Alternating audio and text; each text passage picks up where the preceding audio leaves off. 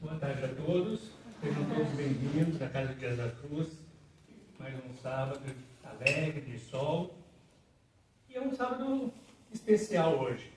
Hoje nós temos a família Dias da Cruz toda reunida. Nós temos o Deide, o Dafa e o Dai, organizando esse primeiro bate-papo, primeiro de muitos. Vamos agora pedir para o grupo do Deide, que vamos iniciar com a música, por favor.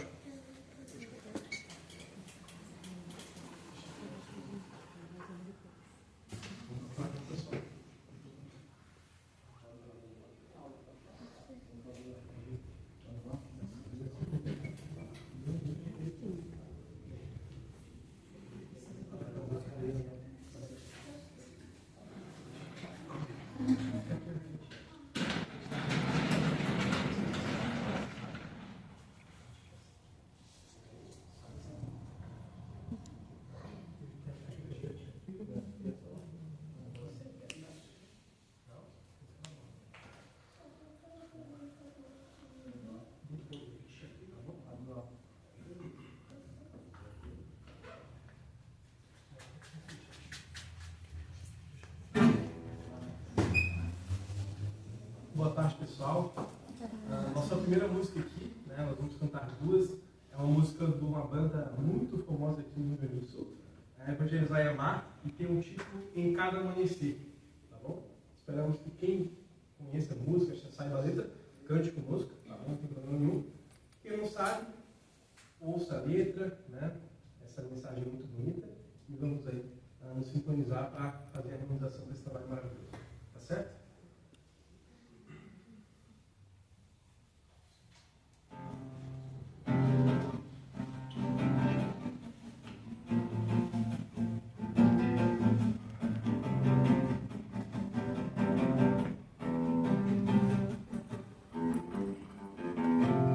Sempre que eu penso em desistir, quanto mais longo é meu penar,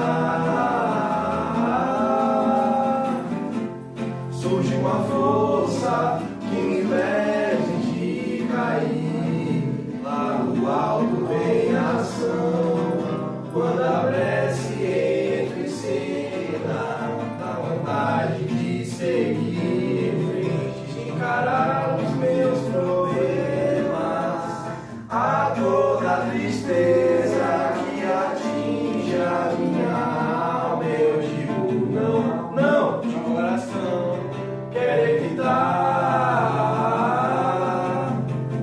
a toda beleza que existe nesse mundo. Eu digo sim, sim, tô a fim de admirar.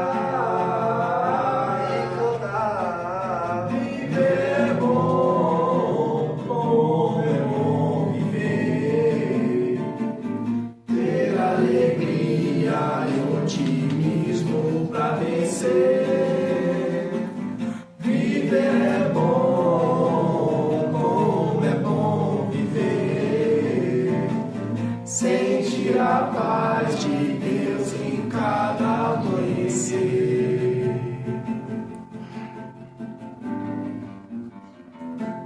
Sempre que eu penso em desistir,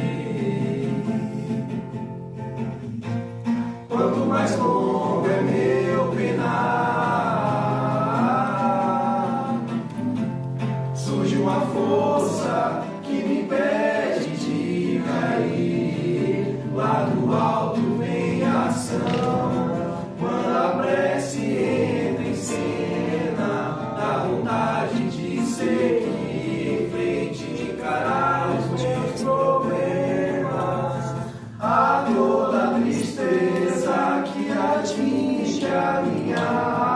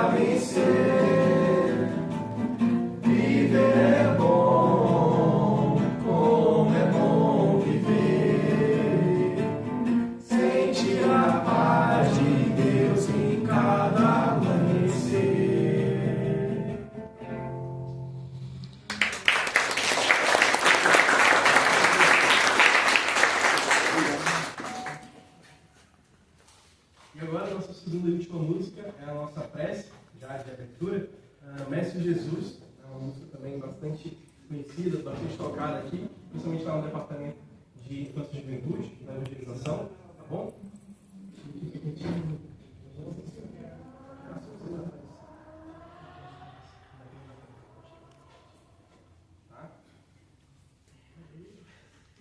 Tá bom? Mestre Jesus, então, tá? Para a gente harmonizar e continuar aí a nossa prece de abertura. Uma música um pouco mais tranquila, um pouco mais calma, para a gente aí se sintonizando, certo? Vamos lá então.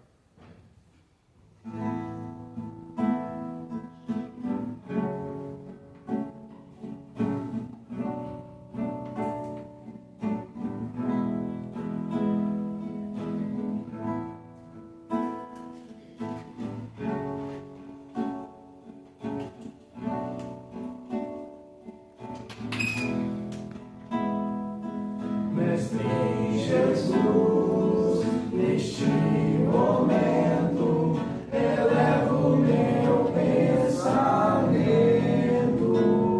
com palavras simples do coração. Faço a minha oração e peço pelos meus irmãos que estão a sofrer na escuridão e que possamos ter a compreensão de amar o próximo e dar o perdão e que a luz do grande Criador transforme o homem em amor e que possamos, Mestre Jesus, ser assim como o Senhor e que a luz do grande Criador transforme o homem em amor e que possamos, Mestre Jesus, ser assim como o Senhor.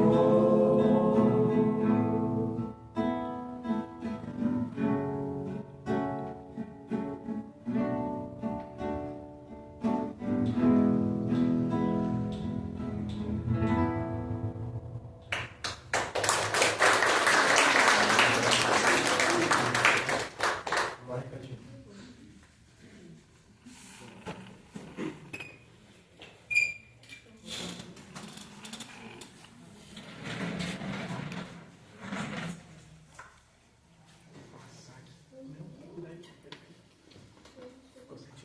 Dá uma olhada nisso. Tá ótimo, tá ótimo.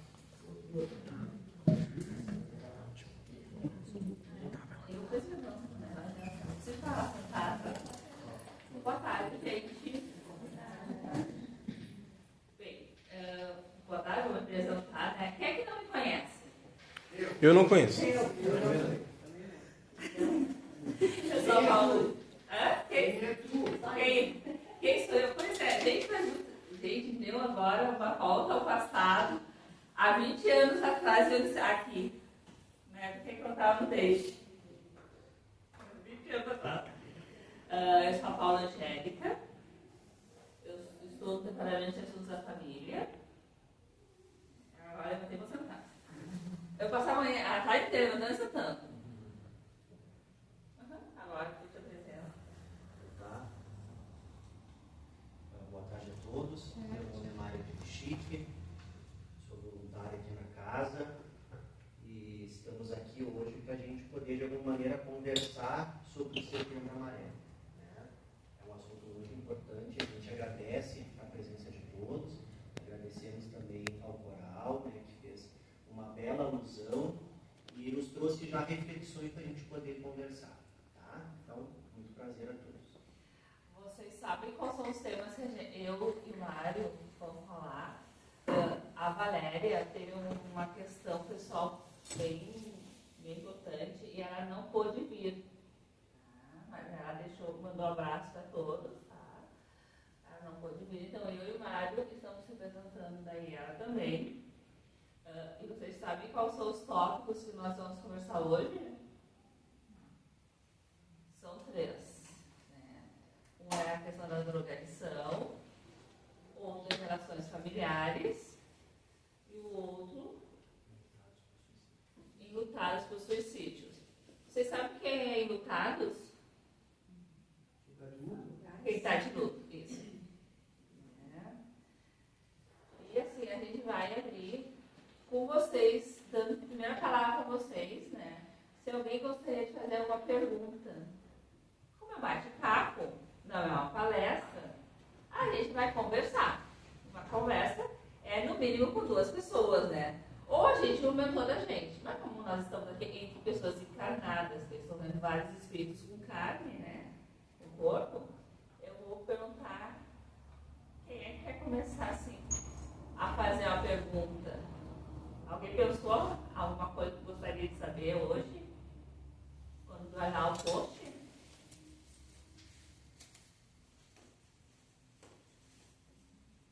Não tem certo nem errado. Né? A A ideia é um bate-papo mesmo. Não é nem, tá, nem vestibular, nem concurso público, muito menos prova de final do ano que tá valendo nota para passagem de ano, tá? E nem é acabar o final de encarnação para ver se vai, para onde vai ser umbral, se é colônia. Eu vou começar perguntando. Tem uma pergunta lá. Tem outra faz.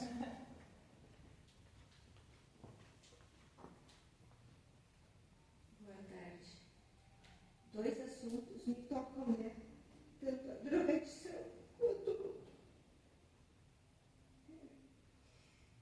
E aí são altos e baixos, né? Porque como espírita a gente entende que quanto mais o drogado continuar aqui, mais vai aumentar. Agora eu estou emocionada, não vi a palavra.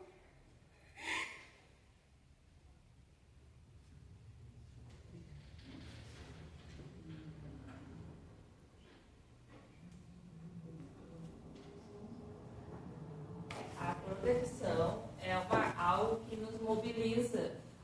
Não é algo novo na sociedade, né, pessoal? É algo que está presente há muito tempo, mas que tem, nas últimas décadas, sendo bem urgente. Né? Bem urgente, quer dizer, bem presente nas discussões. Desde a minha adolescência, eu me lembro que a gente já falava disso. Eu tenho meio século, tá? Todo mundo sabe que é meio século, né? 50 anos. E mobiliza famílias, todas as famílias. Né? Alguém aqui está fora dessa história. Eu não me preocupo com drogadição. A drogadição não faz parte da minha vida. Levanta quem não faz parte da tua vida. Não tem nenhum amigo. A drogadição ilícita não faz parte da minha vida, mas a lícita faz, e isso também me preocupa. Tá, eu vou levantar então. A lícita faz parte da vida de todo mundo, né? Por quê? Porque a gente está dentro de uma sociedade onde a gente sempre, quando pensa em drogadição, a gente sempre pensa na ilícita e tem aquela que a sociedade, essa aqui não pode, né? A maconha, o crack, né? LSD, por exemplo, pensei na LSD, né? Pensando, será que se usa assim? Né? E tem aquela lista que todo mundo vê, né? Quando vai ali na Lime Silva, né? Que é a cerveja, né? Que a gente vai ali na esquina, o cigarro, que é permitido. Então, a drogadição está presente. A tua eu entendi qual é aquela que todo mundo se preocupa muito mais, que é ilícita. Não. Mas Eu perdi a minha melhor amiga pro álcool. o álcool, que é aquela que começa muito na família. A gente sabe que hoje a drogadição inicia-se muito na família. Por isso que a gente trouxe também a questão das relações familiares aqui. Por quê? Porque o início da drogadição acontece muito nas famílias. Quando lá se dá, a criança ou o adolescente dá bicada na cerveja, ou a bicada no cigarro, né? Ou em alguns locais é o acesso fácil à maconha, ao crack dentro de casa. Isso não estou julgando, tá, gente? É realidade, é só isso. É só a A gente fica pensando, tá, a drogadição é porque está ali, o espírito, ele passou a ser um espírito encarnado, né, um sujeito, uma pessoa que fez uso e se viciou porque está ali. Não. A gente sabe que isso é algo que está naqueles espíritos de outras encarnações. Como espíritas, a gente sabe que tudo aquilo que a gente tem nessa encarnação já vem de outras. Inclusive as minhas manias. A mania de ficar encantando e pensando. E qual é o papel da família nisso? Por que eu bato tanto na questão da família? Estou jogando para vocês. Qual é o papel da família nisso? O papel da família é auxiliar, né? Aquela pessoa que está com problema, mas também nem todas as famílias são tão estruturadas assim que consigam trabalhar essas questões. Muitas vezes as famílias são tão estruturadas que as crianças já nascem com os pais tendo contato com as drogas, a criança está vivendo. Aquilo ali para ela vai ser normal a vida dela, porque ela está vivenciando desde bebê, desde o berço. É bem complicado. Às vezes a família é bem estruturada, né? Mas tem aquele, talvez um descuido, não sei, né? Mas acontece. E pode levar os procedimentos ao suicídio, né? Dessa pessoa.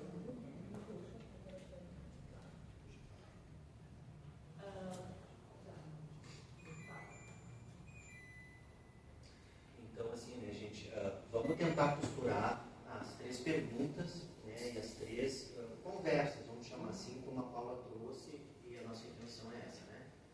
Eu acho que a gente precisa também entender um pouco o contexto onde a gente vive. A gente vive hoje num mundo de provas e expiações.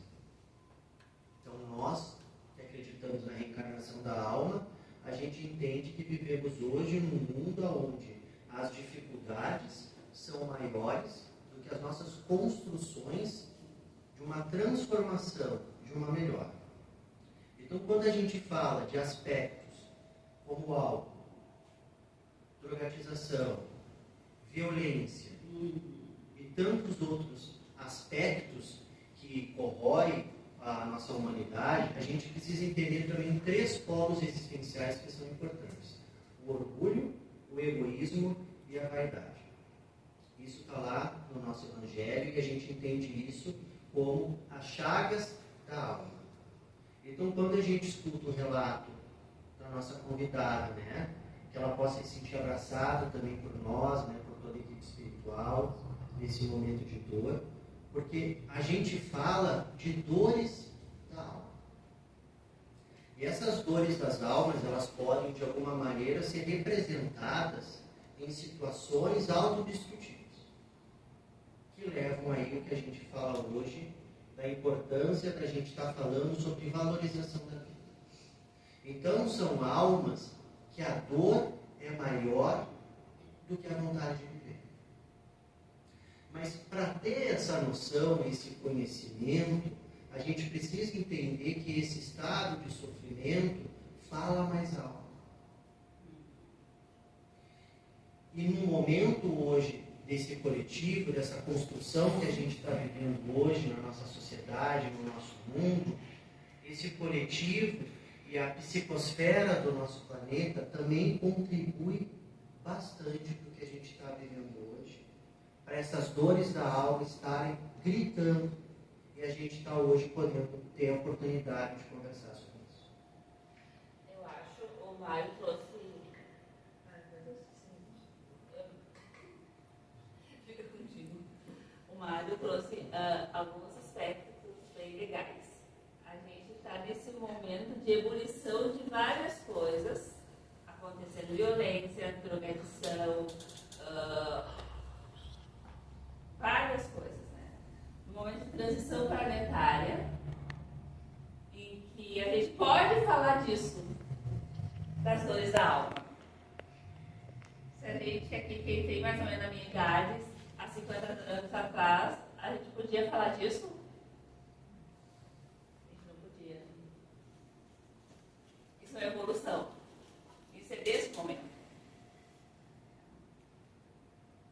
O tempo do luto é o tempo de cada um.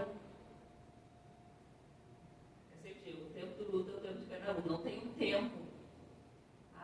É 1 ano, 2 anos, 1 semana. Não, é o tempo de cada um.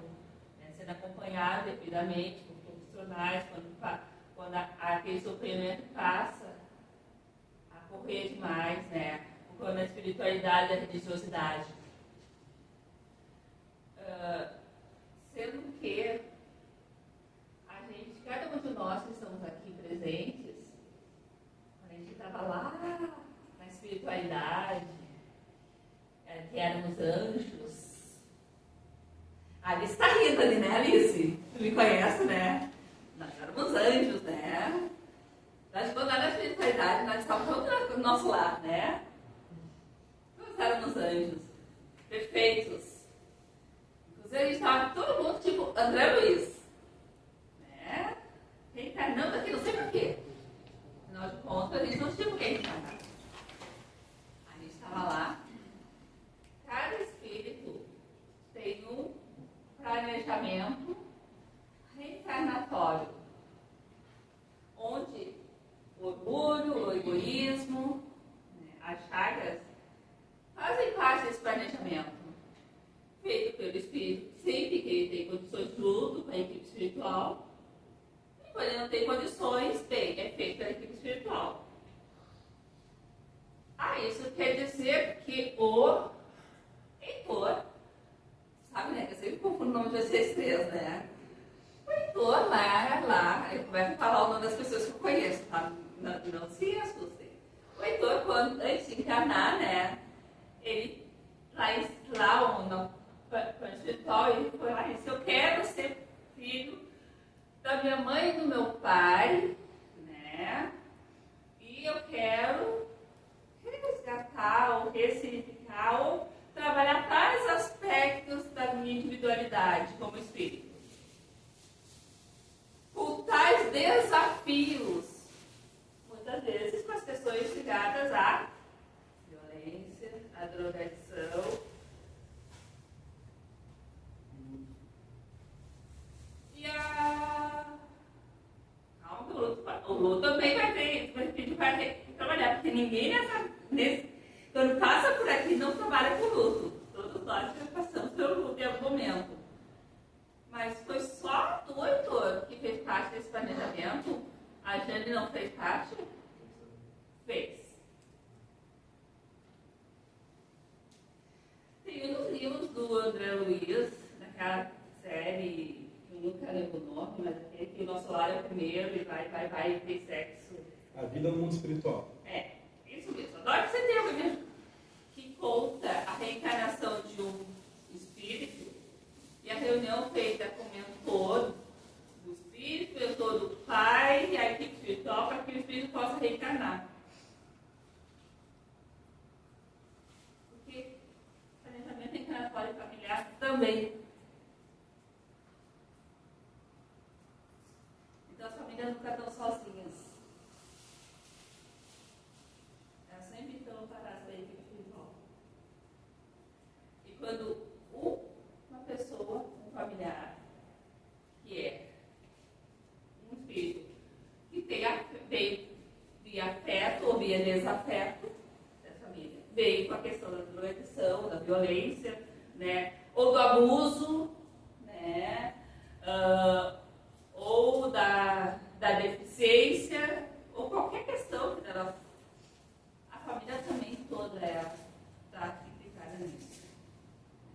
Isso é entrar de drogadição não é só o sujeito, né? Não é só um espírito, é toda a família. Como eu sempre digo, nós vivemos 6 países, mãe. Passando de volta vocês. Tem uma pergunta.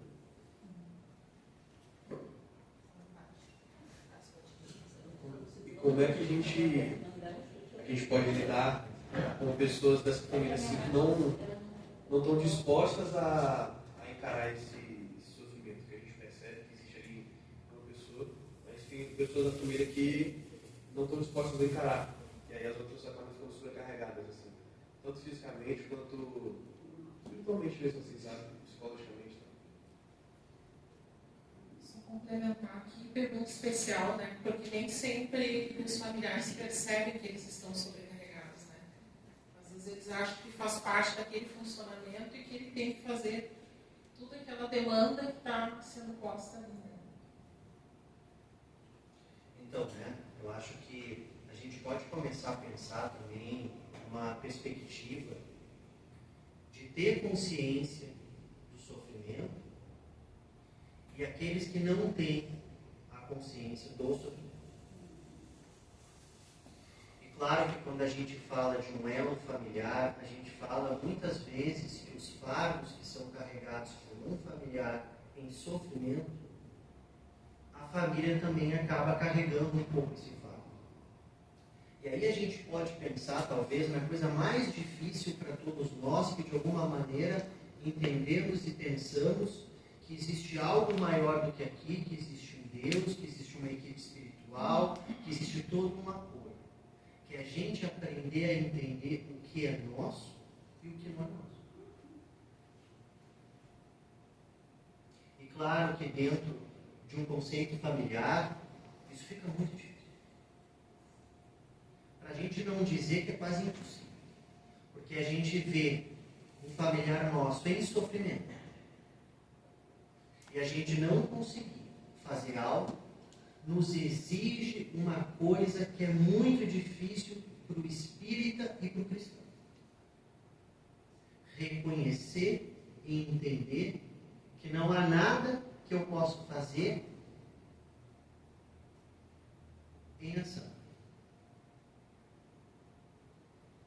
Mas a doutrina espírita nos ensina talvez o recurso mais importante, e aí a gente vai fazer um percurso rápido e a gente vai lá no Mednesp, que é onde teve esses tempos atrás uma conversa de médicos falando sobre tudo isso que a gente está enfrentando, e que eles falaram que a coisa mais importante que nós, como familiares, ou dentro de uma sociedade que acredita no poder da fé,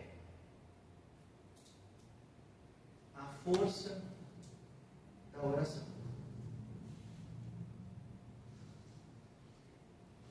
E essa força da oração, ela é muito importante. E talvez seja o remédio mais capaz de ajudar aqueles que estão próximos de nós e que ainda não conseguiram ter o despertar de consciência para agir e para mudar. Ivone Pereira, que é a médium que mais trabalha essas questões de suicídio, ela nos traz um livro que é Recordações da Mediunidade, onde ela vai falar que aqueles que carregam esse fardo, essa autodestruição da alma, possuem um complexo psíquico. Uma ferida de alma, se a gente fosse fazer uma imagem para a gente poder compreender um pouco melhor o que a Ivone quer dizer. E quando esse ego, quando esse indivíduo, ele é preparado junto à sua família para suportar essas dores, essas feridas que ela carrega, e que são processos psíquicos, complexos psíquicos, vão latejar. Em algum momento da encarnação, vão de alguma maneira furar, como um balão. E vai vir esse vazamento. Vai vir os sofrimentos que só não são dos dias de hoje, mas muitas vezes também do nosso passado. E aí a gente vai agora pegar um pouco a Joana de Ângeles, que ela vai trazer uma reflexão e eu vou devolver para vocês, para a Paula, para a gente poder conversar. E qual é o remédio mais necessário nos dias de hoje, para a gente poder, de alguma maneira, ajudar, nos ajudar?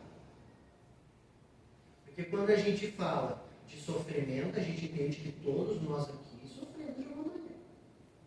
Uns mais, uns menos, uns para um lado, uns para os outros, mas o sofrimento é inerente, senão não estaríamos no mundo de provas e expiações. da nossa capacidade de entender, de refletir, de acreditar que existe uma fé, que existe uma prece, que existe uma psicoeducação que se dá nos ensinamentos de Cristo. No Evangelho, a gente já começa a ter uma pequena possibilidade da lucidez psicológica do que estamos fazendo hoje. Assim, gente, se a gente, uma mãe tem uma criança, um bebê, e essa mãe carrega essa criança sempre no colo e nunca deixa ela ir pro chão e caminhar, essa criança aprende a caminhar? Não. Então, assim, se a gente vai e sempre vai resolvendo todas as questões, tudo aquilo que o outro deveria passar, tá? Aquele irmão que a gente ama, independente de estar na nossa família biológica, né? Está na nossa família, independente de biológico ou não, ou amigo da gente, a gente vai lá e resolve. Fulano tá com problema, vai lá e resolve. Fulano tá com problema, vai lá e resolve. O fulano vai evoluir? Não. Na verdade, nem eu vou evoluir, né? Porque eu também vim para trabalhar essa minha questão de estar resolvendo problemas dos outros. Também é uma questão que eu tenho que trabalhar. Então, se a gente for pensar, Jesus ia lá e resolvia o problema de todo mundo, ou ele esperava as pessoas irem até ele? A gente tem um guia modelo na nossa... que a gente às vezes esquece. Quando a gente vive em família, e aí tem aquela máxima, ser mãe é, quem é mãe aí? Ser mãe é padecer?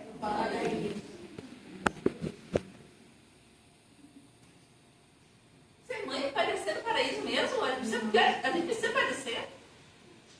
Onde é que o Evangelho diz que a gente precisa padecer? A gente precisa ser mãe.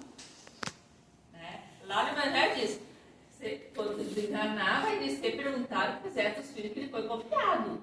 Mas não do lado que eu tenho que padecer.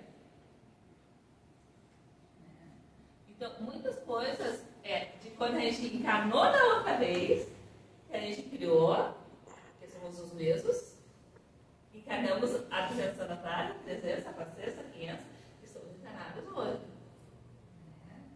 E aí, a gente sempre tem que pensar assim, ó, esse processo de reflexão, de se questionar, e graças a Deus a doutrina espírita nos traz, que a gente não tem que aceitar tudo, a gente tem que questionar tudo. Não só dizer isso que é maravilhoso, a gente tem o dever de questionar. Não é só o direito, é o dever. Tanto é que o primeiro livro que nos foi enviado pela equipe espiritual, qual foi? O livro dos Espíritos, que foi o quê? Ele é cheio de perguntas. E eu topo para vocês, voltam que eu vou ficar quieto.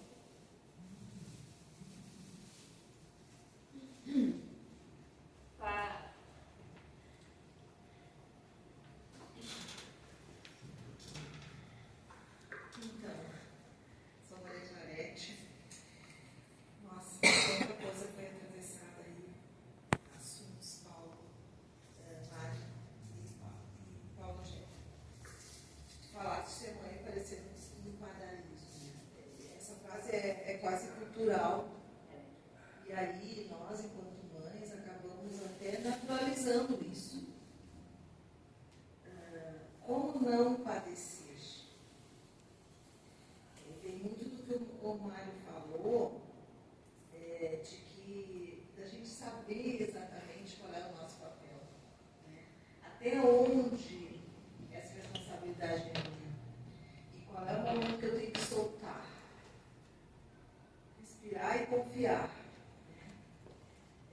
Emmanuel diz, no livro Calma, psicografado por Chico, no caso da donatição, quando aqueles pais, aqueles cuidadores fizeram tudo que era possível. Ofereceram as oportunidades, conversaram, deram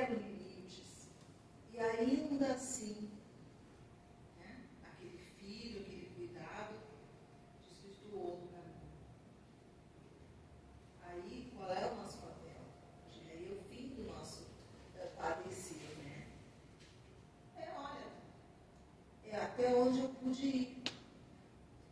Mas nós, enquanto mulheres, e eu convido vocês a pensar também, que nos lugares de apoio a qualquer fragilidade, né? Seja de tradição, seja de contatos, enfim, a grande maioria das pessoas que estão sentadas ali para trazer ajuda, para pedir ajuda, são mulheres.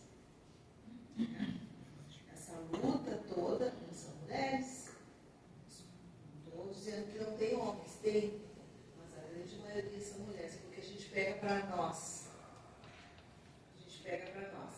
Passa por esse cultural ali, entendo que a mulher tem que sofrer, porque tem que pariu, enfim, mas passa também muito pela imagem autodealizada que nós temos de uma mãe perfeita, que vai saber, né, dizer a coisa certa, educar da maneira certa. E aí ela pega para ela, porque muitas vezes ela diz, olha, eu sou perfeita, eu não falei. Depende de mim, esse filho depende 100% de mim, porque eu tenho essa imagem de mostrar que eu sou perfeita. Mas quando eu me conhecer mais, e saber que não é, eu não sou perfeita, e saber também que a sua responsabilidade não é só minha, né? É do parceiro, e é do que vocês trouxeram desse espírito, né? Que tem uma caminhada individual, uma história dele, né, e que eu não tenho a solução toda comigo. Então, o padecer, Paula, vem muito dessa mãe entender e se conhecer. E aí, não vai ser tanto esse padecer. E é uma luta constante. A gente recai muito.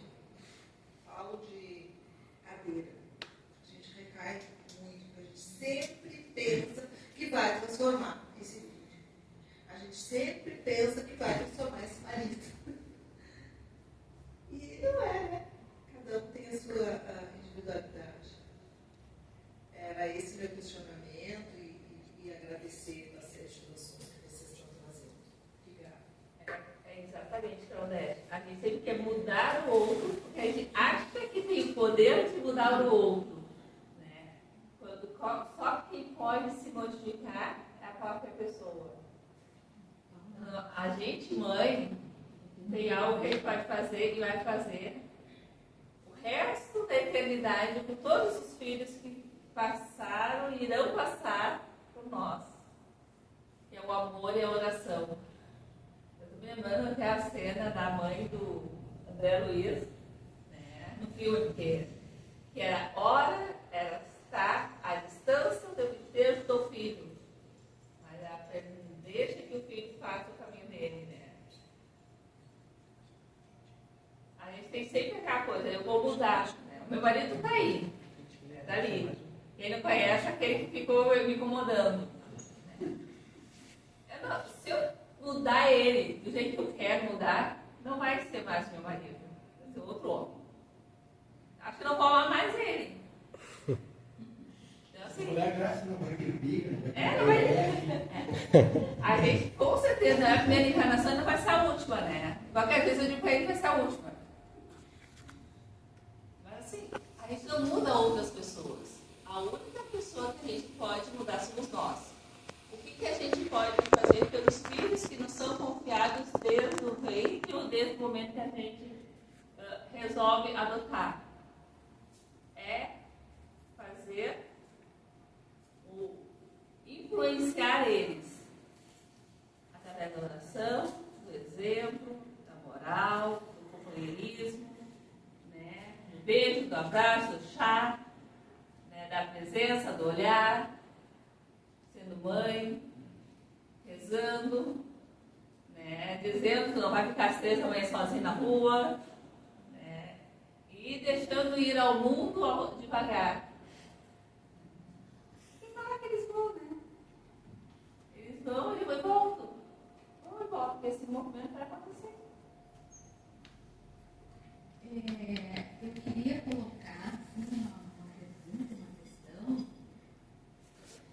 de que esse espírito que está em sofrimento, porque o que está envolvido com drogas, ou uma alienação, alguma coisa, está em sofrimento, não é?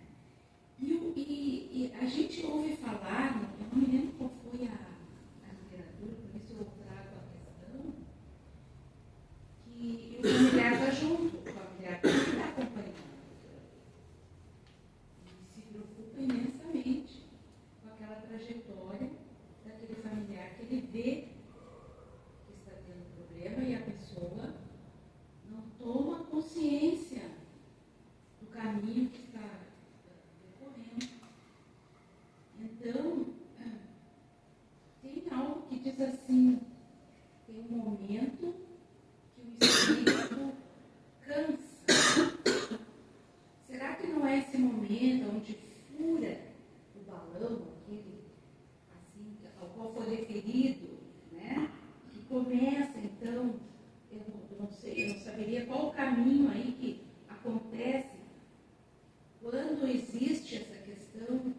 Poderia colocar um pouquinho mais?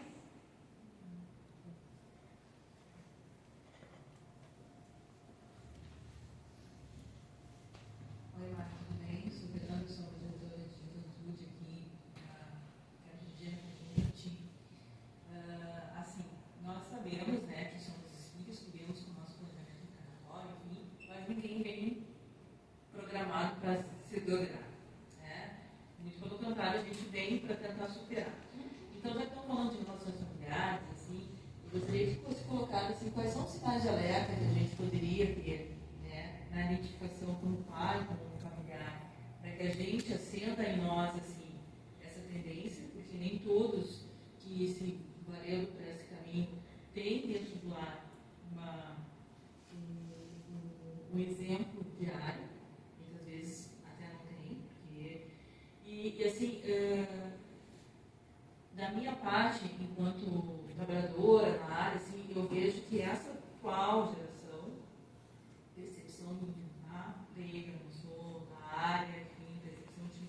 Eu vejo que um dos grandes problemas é a questão de não saber, nós não estamos sabendo preparar os nossos filhos, os nossos adolescentes, as frustrações do mundo, aos nãos, ao enfrentamento. Então, a gente, talvez, são duas questões. Primeiro, quais são os sinais de alerta para que os familiares, para que os pais possam, de repente, intervir no caminho.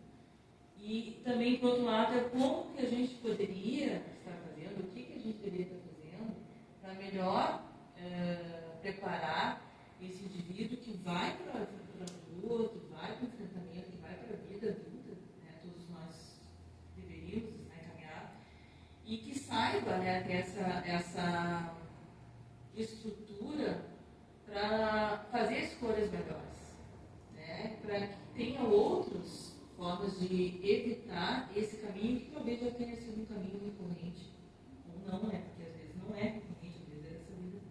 Então, essa colocação, assim, que eu acho que é uma coisa que a gente conversa bastante em sala ali, né? Nos nossos momentos de reflexão, aí, obviamente, tudo fazer assim, né? Para nós, assim, a gente fala da questão da imaginação, da reencarnação, e isso eu acho que é um sonho muito legal de se estabelecer, mas nem todos têm essa visão. Então, gostaria que tu colocasse assim, também essa palavra aí nesse sentido. Isso deve trazer a importância de momentos como esse, porque às vezes a gente não se dá conta, né, do quanto é importante a gente parar para falar sobre isso. Então, acho que as três perguntas, elas estão cruzadas, né? E elas são importantes para a gente poder entender também o que a gente pode fazer e que sinais a gente pode, de alguma maneira, observar para, de alguma maneira, ajudar. Então, a gente começa a pensar assim, a cada 40 segundos, alguém se suicida no mundo. Se a gente esperar 40 segundos agora, 40 segundos. Ou seja, hoje a gente vive uma crise jamais vista na nossa humanidade em relação à valorização da vida. Então, não existe mais pontos para a gente observar, porque todos os pontos hoje estão numa situação que exige total alerta, cuidado. Se a gente pensar também, aí a gente pode ir lá no céu e inferno, onde Allan Kardec nos traz uma referência aos requisitos de um processo de transição planetária. Ele vai colocar que chega um determinado momento dessa transição planetária aonde o vazio existencial será jamais visto como algo que fez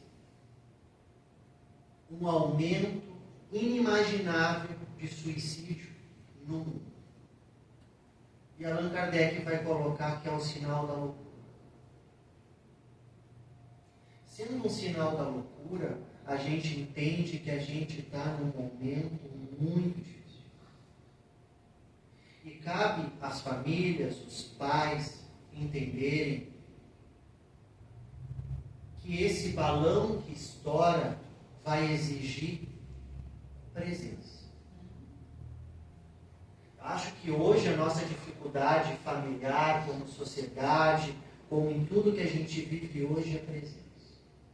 E a gente tem hoje, talvez, um dos inimigos tão próximos, mas tão lícitos, mas tão perigosos como o álcool, como o crack, maconha, cocaína, o carro aí que se destrói, que é as telas.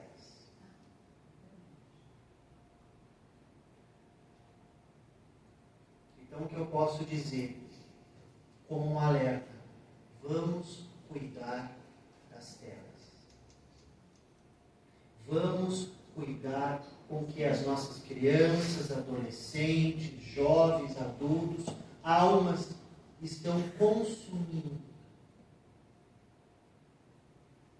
emocionalmente. Então, a pergunta da Paula, que é uma resposta também para a gente poder conversar. Vamos sair das telas e vamos ter momentos de presença como a gente está tendo hoje.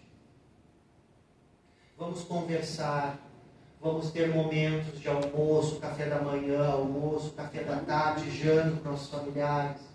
Como é que tu está? Como é que foi teu dia? O que tu está precisando? O que eu posso fazer por ti? Porque quando a gente fala de um vazio existencial, que a gente pode pensar que já é uma patologia hoje do nosso momento, a gente está falando de um núcleo de sofrimento do abandono. Porque quando eu penso em morrer por suicídio, eu estou falando que aquilo que eu estou sentindo eu não suporto mais. E eu não suportar mais exige que pelo menos aqueles que me amam, que estão comigo, me ajudem a me sentir amado, a me sentir cuidado, porque eu não estou conseguindo fazer por mim.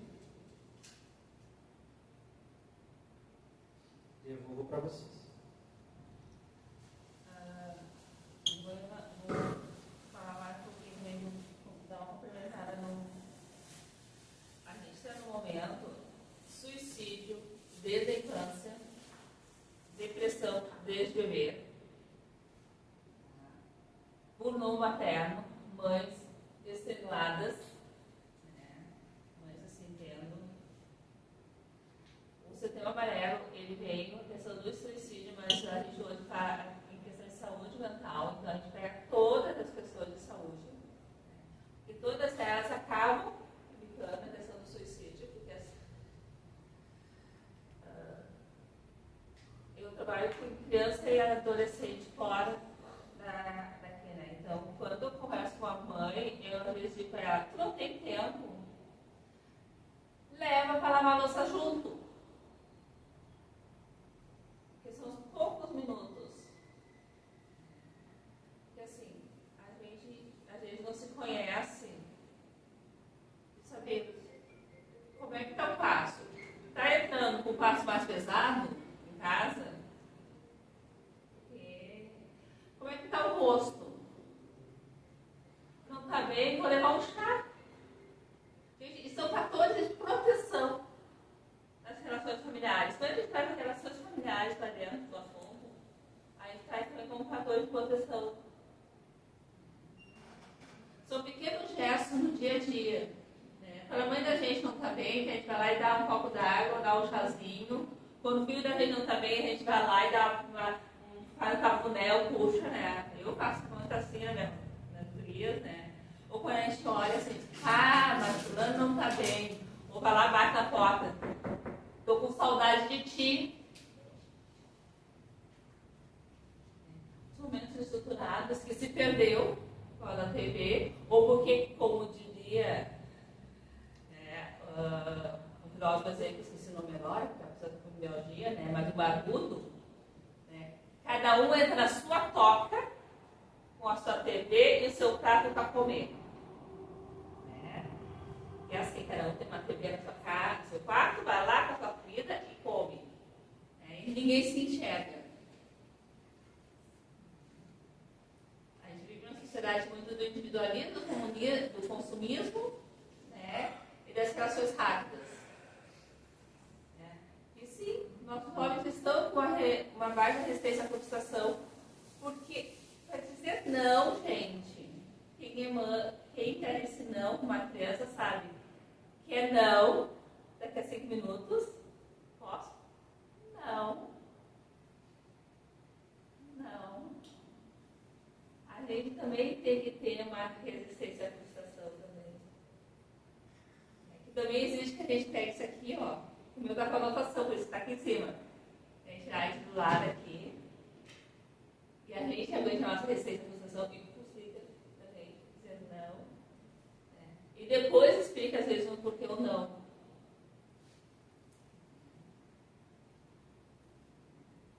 Quando a gente fala dessa questão suicídio, né, depressão, a gente tem que falar da questão família, da questão de relações, das relações interpessoais, dos nossos amigos. O que eu estou fazendo? O fulano lá que não festa estou sentando. Eu mandei uma figurinha do WhatsApp engraçadinha para ele? Sim ou não?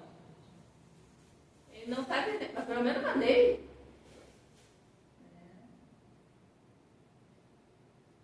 A gente tem que se relacionar.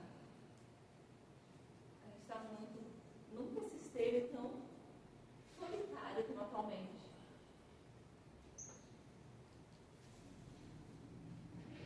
Apesar da gente, todo mundo poder fazer videochamada.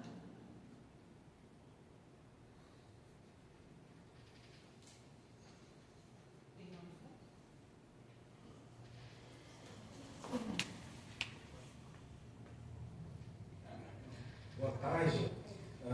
Eu gostaria de perguntar a respeito, né, trazer um ponto também, porque como nós falamos, né, de drogadição, suicídio, luto, nós falamos muito de questões aparentes, né, e facilmente visíveis. Né?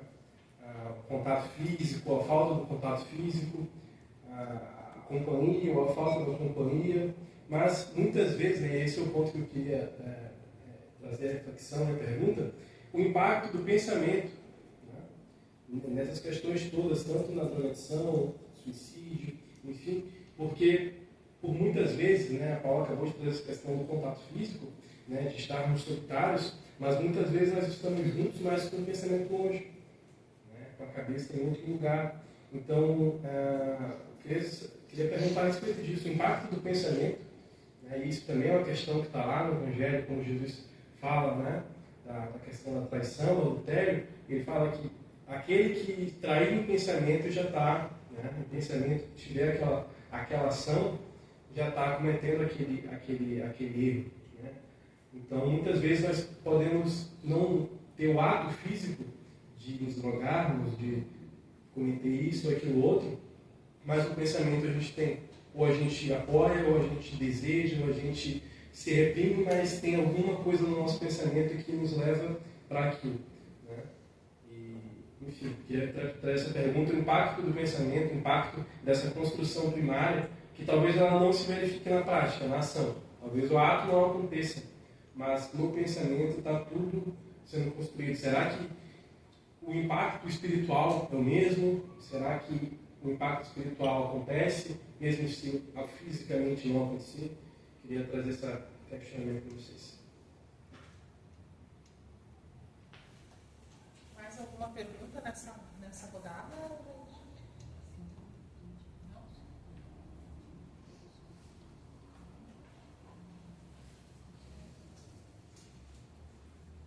Muito bem, então, gente. Para a gente poder responder um pouco e refletir, a gente pode pensar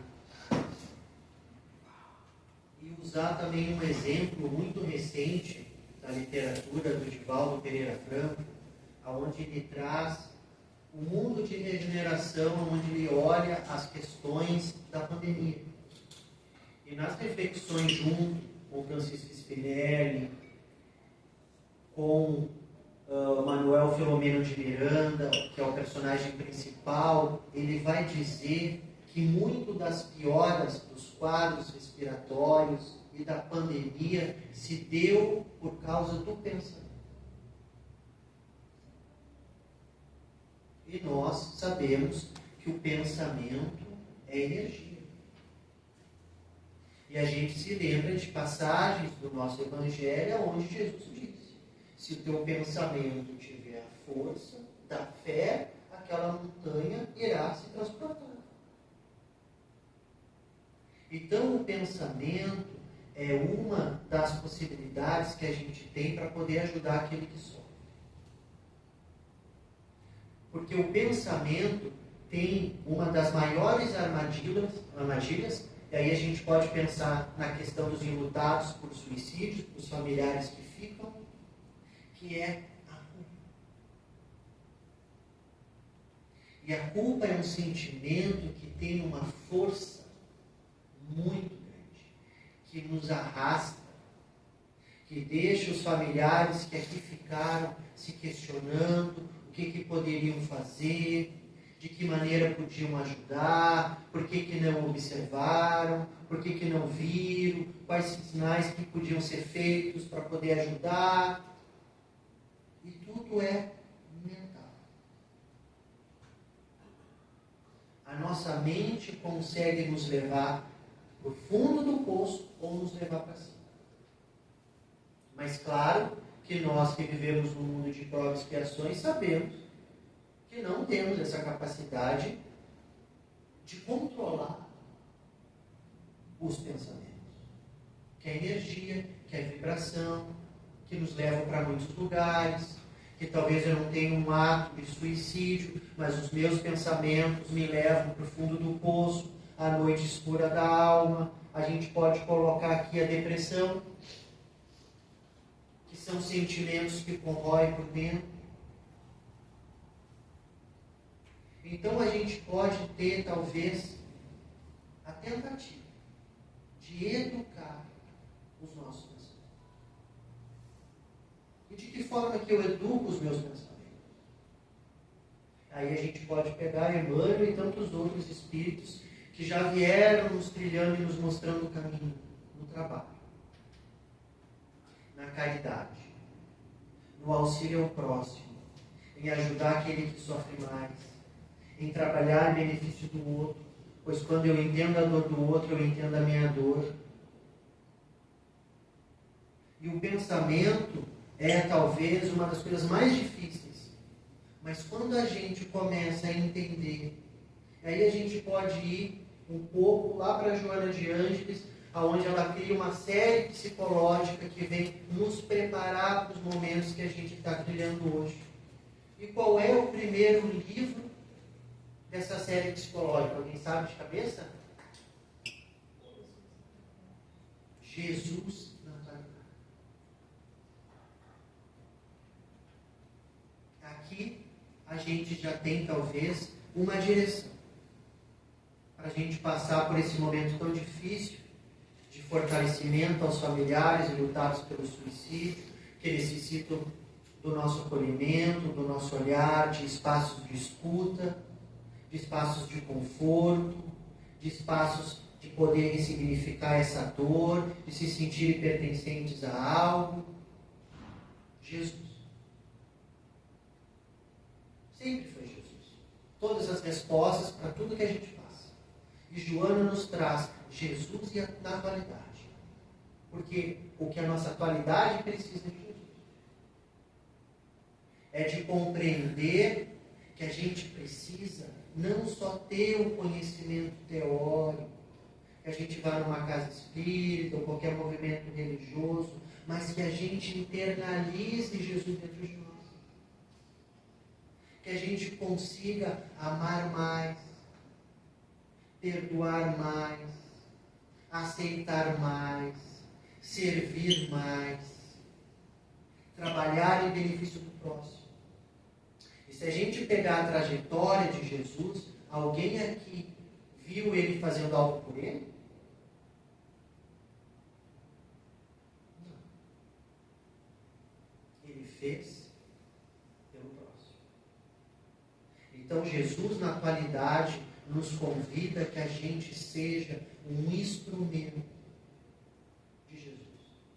Que a gente entenda que esse Jesus nos habita. E quando a gente se reúne numa casa espírita e falamos disso, a gente se lembra que ele nos fala: quando mais de uma pessoa estiver reunida em meu nome, lá eu estarei. Então o remédio para tudo que a gente está vivenciando hoje, o remédio é Jesus.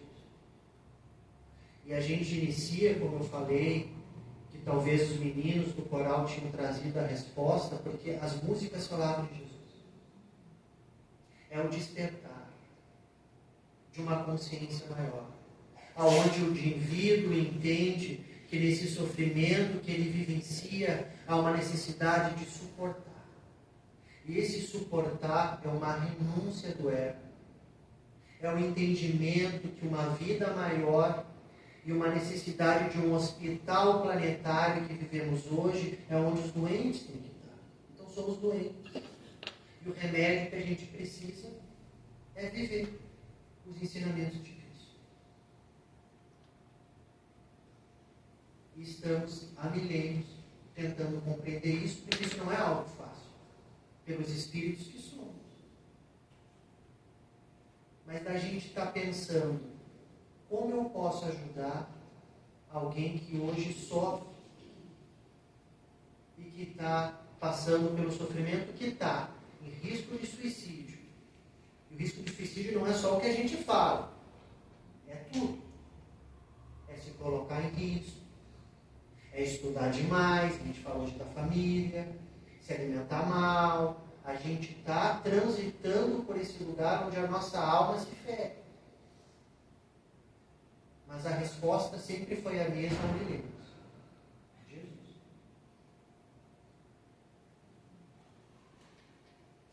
A gente está se encaminhando para o final desse trabalho.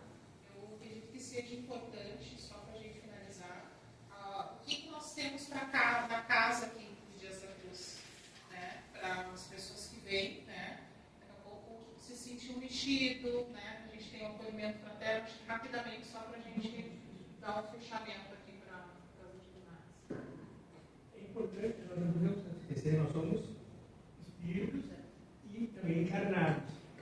Nós temos, quando nós passamos um momento, utilizar a rede pública, nós temos o Narcóticos Anônimos, os Alcoólicos Anônimos, nós temos um trabalho muito bonito que é o Amor Exigente, que é muito bacana, é interessante, as pessoas que já estão passando por esse problema, busquem ajuda nesses locais. E nós temos aqui na Casa Espírita, com a qual colocou o atendimento fraterno, nós temos os nossos passes, temos as palestras, temos palestras aqui de todos os dias à noite, às 19h45, à tarde às 16 horas. Nós temos a evangelização infantil, que já está preparando, melhorando os nossos jovens, infantil e juvenil, né? O Círculo da Família, aos sábados, às 15h45, às 2h45, funciona o DAFA e o DEIJE. Então nós temos, a casa está sempre aberta para todos. O DAFA funciona o tempo inteiro, né? Mas a gente tem o trabalho do Círculo da Família no mesmo horário da evangelização.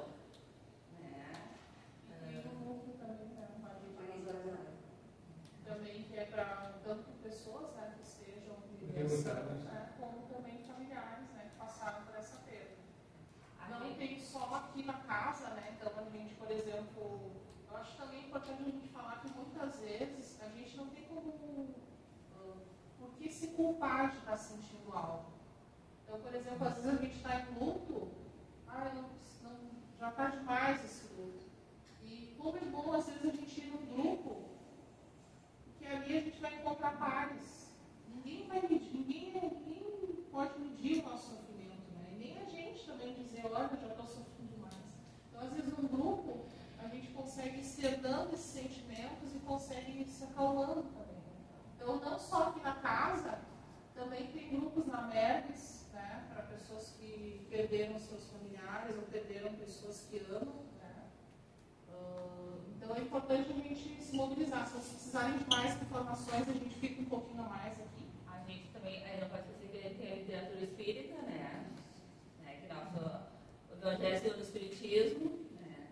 Nós temos a prática do Evangelho no Lar, né? Que é tanto de proteção como para depois, assim, na verdade eu tenho que ter a parte do Evangelho no Lar, né? De casa, né, gente?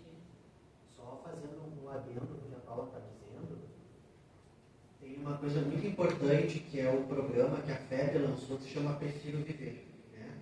E que ela diz que foi organizado pela própria espiritualidade, o Dr. Dias da Cruz, junto com o Dr. Bezerra de Menezes, que diz que um dos remédios é o Evangelho no Lar. Importante isso que a Paula está dizendo. Sim, é a bandeira do DAP Evangelho no Lar, né?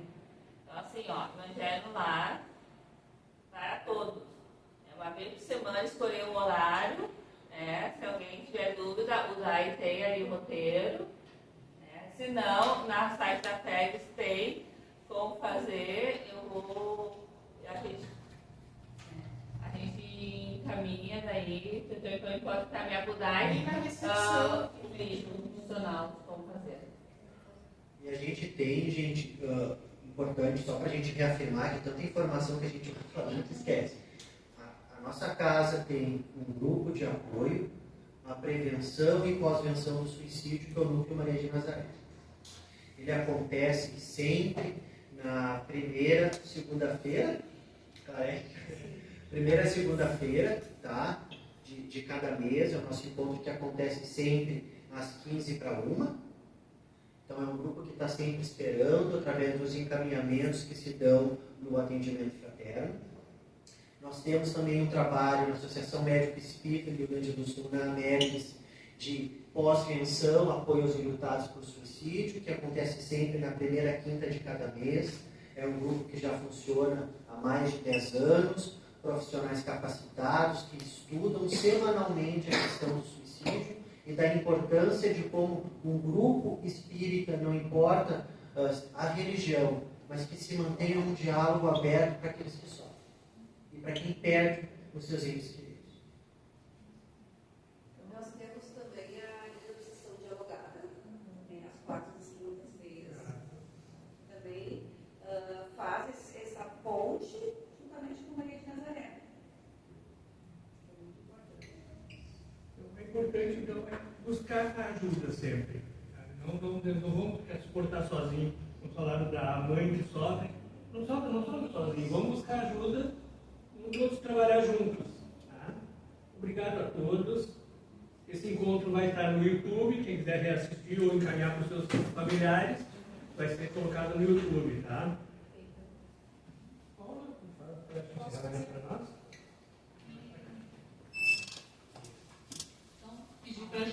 Para nós encerrarmos então esse momento. Foi muito gratificante que nós possamos então continuar em sintonia com a espiritualidade,